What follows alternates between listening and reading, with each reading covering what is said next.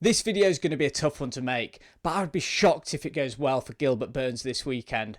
A fighter who's given us so many epic moments in the octagon, but I just don't see that same energy from him anymore. So in today's video, we're going to be looking ahead at this weekend's matchup between Gilbert Burns and Michael Morales. We'll watch a couple of interview clips that did have me concerned, and then I'm going to end the video with my final prediction. Hello guys, and welcome back to Alex on MMA. So the storyline this weekend, it's one that we've heard so many times before. The young, hungry, undefeated, up-and-coming fighter in Michael Morales taking on the veteran Gilbert Burns in what could well be his retirement fight. Now, if you've watched the UFC for any amount of time, really, you'll know that the veterans have been making it a habit of pumping the brakes on these prospects coming through. I mean, I'm mainly talking about the lightweight division, where there's been that era of Dustin Poirier, Justin Gaethje, just completely stopping these prospects in their tracks. But I do feel as though there's something different about this one, and I think there's a reason why Gilbert Burns is such a huge underdog heading into this fight. Let's take a look at this. And then I'm the guy, I'm the guy that been there and done that. And the UFC knows they're gonna call me and ask you. They know I'm gonna fight anyone. He's not. Right. I'm not picking and choose all these easy fight. That guy. I'm not. I'm not that type of guy. I'm here to fight. I'm here to not even to prove, but to show. I know, but I gotta show these guys I'm one of the best fighters in the world. They're still willing to put everything to becoming a champion. So, yeah, I think a couple things. I think I would never say no to a fight. And the fans like it. I put on a show. And yeah, they got to, it's those guys, they're like, they people like to say how they call the doorman, how you call that? They call the gatekeeper. The gatekeeper, but you gotta pass through one of those guys, to go to the top. So I like that. I don't mind. I don't mind to be that guy, to be one of the tougher guys. If they look at my record, I just saw the thing that they posted. My last 10 fights were like, yeah, insane. It's that kind of honesty that has made Gilbert Burns such a fan favourite, but also a big reason why I have such a concern heading into this fight. As soon as you accept that your position isn't at the top of the division and you're more of a gatekeeper, then I think your prospects of just winning in the UFC go so far down. You could argue that yes, some of the pressure comes off his back, but at the same time, this is an old fighter, and I feel as though there's been a lot of nostalgia in the build-up to this fight. I know that this could well be his final fight in the UFC, and it's certainly feeling that way.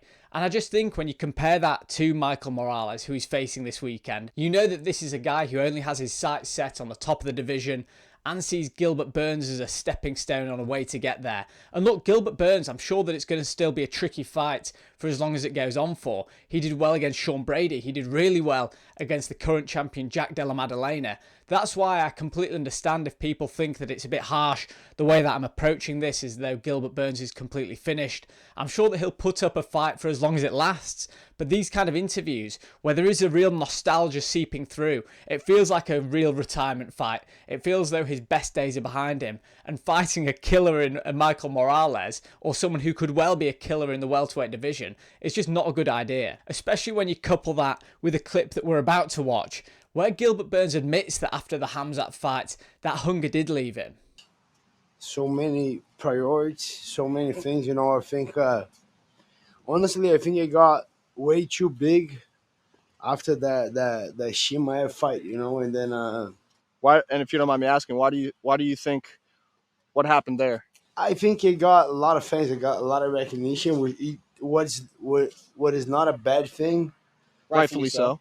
It was good. A lot of opportunities, couple sponsors. The fans recognizing everywhere, and it built up my platform to a different level. So, but then you kind of get caught up with these a little bit, like making money, traveling, and that, getting recognition, and I think that kind of took me a little bit away, slowly away on my path that, that Doreen that trains hard, that want to become a champion, is not was not a bad thing to kind of have that financially grow, Right.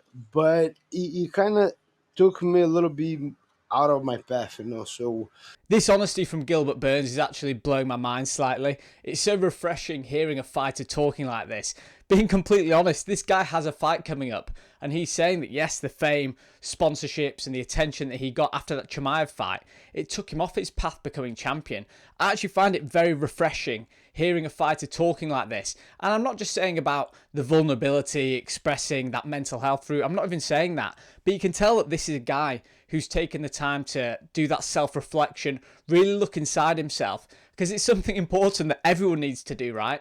People kid themselves about things all the time. And the fact that Gilbert Burns was able to recognise that he wasn't happy with his level of performance, and rather than blaming anyone else, he looked inside and realised, okay, the things that I got from the Khamzat Chimaev fight, yes, they've benefited me financially, they've benefited me in so many ways, but actually, they've taken me off the path that I was supposed to be on. So it's really important that he had that reflection, and it might counter-argue some of the stuff we said before, but still, I think that you couple these things together, he's recognised that he does have the ability to be taken off that path. Whereas his opponent, Michael Morales, and we're going to be speaking about him very shortly, he's not even had the opportunity to have that yet. He's still hungry. He's still starving. He's still out here trying to make a name for himself. And Gilbert Burns has seen both sides of it. So it's really interesting comparing the experience of a veteran in the UFC, someone who's made his name, made his money, against someone who's out there actively trying to do it now. And typically there are times where experience pays dividends, but there's a couple of reasons why I think Michael Morales has it this weekend. So what do we know about Michael Morales? Yes, he's undefeated on an absolute tear. I think he's 17-0 now, in his mid-20s, and he's coming off a KO victory against Neil Magny. And if you know anything about the welterweight division, knocking out Neil Magny or just beating Neil Magny, that's a real litmus test as to how far you're going to go in the welterweight division. He's one of those true gatekeepers. We've spoken a lot about gatekeepers in this video, but Neil Magny is a real welterweight gatekeeper that has fraud-checked prospects in the past. But Michael Morales passed that test with flying colours, knocking out Neil Magny in the first round. Now, if you look at potential criticisms of Michael Morales, yes, he might be a bit wild and reckless at times, but you've got to think he's in his mid-20s, showing so much ridiculous potential already, and yes, he's a bit green. The one area in which he could become quite unstuck in this fight is just the gamesmanship that comes with that experience, knowing how to manage rounds and things like that. And Gilbert Burns has bags of experience. He knows when rounds are close, the little things you have to do to try and sway the judge's opinion in your favour. And that's definitely one area in which he'll have an advantage over Michael Morales. But really, everything we know about Michael Morales so far is very positive. He's really young, really hungry, really dangerous, and I think he's going to cause big problems for Gilbert Burns this weekend.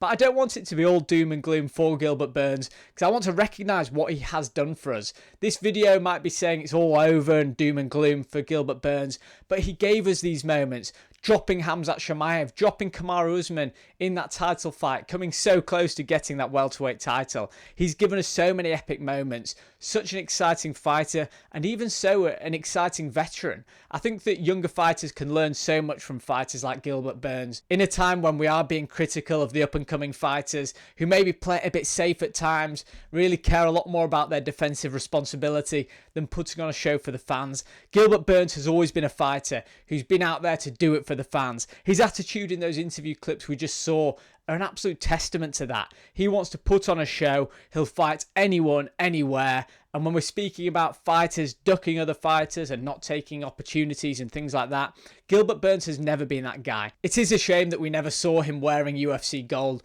but he's been an incredible fighter and an absolute example of being a great guy outside of the octagon and a great fighter within it. So I think that Gilbert Burns, however it goes down this weekend, is an absolute perfect example of what a fighter should be in the UFC. Now let's move on to talking about the fight prediction, because it had to come to this. And like I said, I will be shocked if it goes well for Gilbert Burns this weekend. I can see him having moments in the first and second round, because that's what Gilbert Burns does. He doesn't give anybody an easy fight. Look at the Sean Brady fight where Sean Brady looked really good. Gilbert Burns still made it difficult. Jack Della Maddalena was losing that fight, even though I know he just had one arm, but he was losing that fight to Gilbert Burns until he was able to turn it up and get Gilbert Burns out of there. And I do think an accumulation of all the battles that Gilbert Burns has been in, him looking slightly more gun-shy than ever before, I think all these things will play a part, and I can see him getting stopped by Michael Morales in the third round. Now, I'm coming off quite a good streak right now of UFC predictions. I did actually predict that Jack Della Maddalena would beat Belal Muhammad by decision, so I don't know how much hope that gives you in my pick for this one.